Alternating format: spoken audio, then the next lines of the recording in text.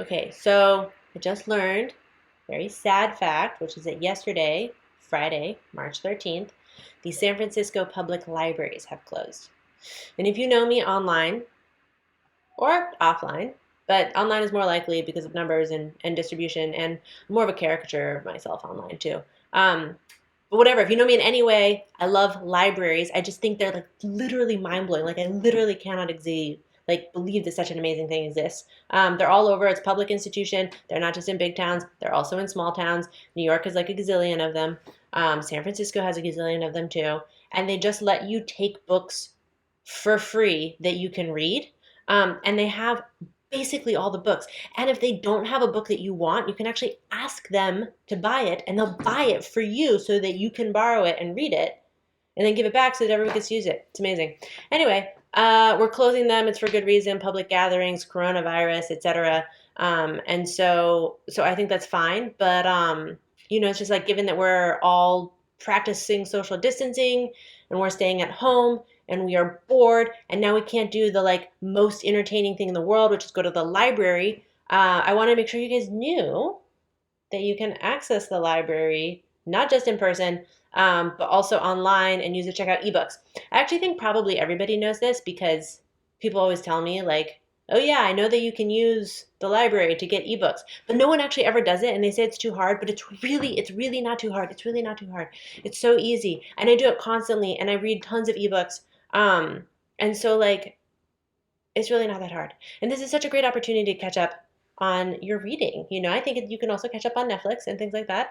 But I'm not a big TV person. I'm a big reading person. And so I want to make sure that if you can't afford to buy books, which is also a wonderful activity, bookstores are lovely, or if you don't want to leave your house but still want to acquire new cool books to read, uh, use ebooks from the library. There's two different ways to do it. The first way is you can use the Libby app on your phone. Okay, so I'm actually going to switch over to my phone screen so it's a little bit easier to see. So here's the Libby app in the App Store. You can see it's very highly rated because people love it. And if we open it up, we got the library side. We're going to search for personal history. It's a wonderful autobiography by Katharine Graham, who is the CEO of the Washington Post for many years. You hit borrow, it just borrows it. It takes a second to think about it, but then it gives me the default option of reading it with my Kindle, which is my preferred way to read it. So we do that. We have to zap it through Amazon. Amazon sends it to my device as well as the Kindle app on my phone. So I actually read quite a few books on the Kindle app on my phone. If I was allowed to be on the subway now, then I would read on the subway. It doesn't require an internet connection. It just downloads the books in advance, and then they're always there and available to read. It syncs with my Kindle, so I'm always at the right spot. It's all here. We go back to the Libby app. You can see that there's other ways if you don't like reading with the Kindle app on your phone. You can also choose to read it. Libby has like a built-in e-reader that I don't like it as much. And if you want to be a good citizen, you should return your books early if you're done reading them. Okay, so that's it on the phone. But hold up, there's like a way to do it on your computer too. So let me show you my computer screen and we can walk through it that way.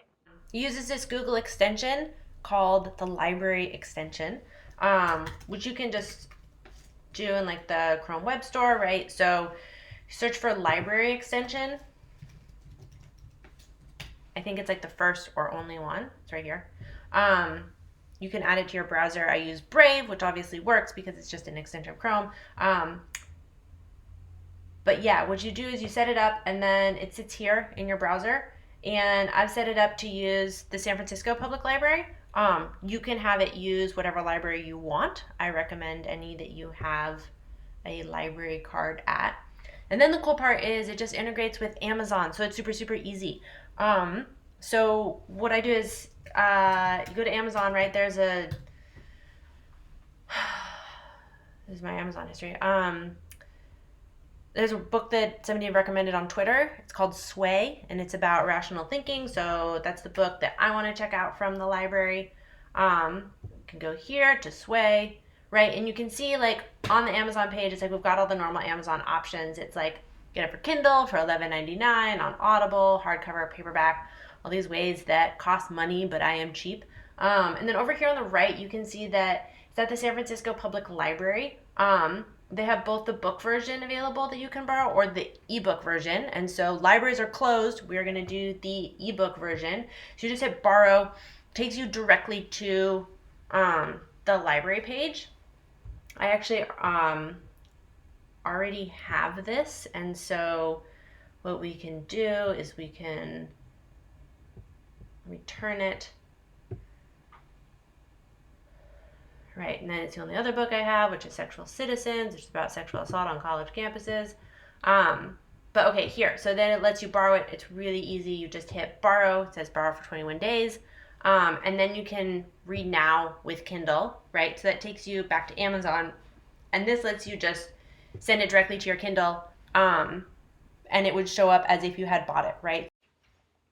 So I really love books. I really love reading. I want everyone to love books. I want it to be really easy and accessible. Which is why I made this video to blast it out. Let me know, at me on Twitter or whatever, if you have trouble with anything. I know that the library can't afford to pay the best UX designers in the world. And so I'm happy to kind of like explain and spread the word. And also, send me book recommendations and stuff like that. I'm always down to jam on what people are reading. In the meantime, don't touch your face, wash your hands, stay 6 feet away from people, and we'll make it through this. I'll see you on the other side.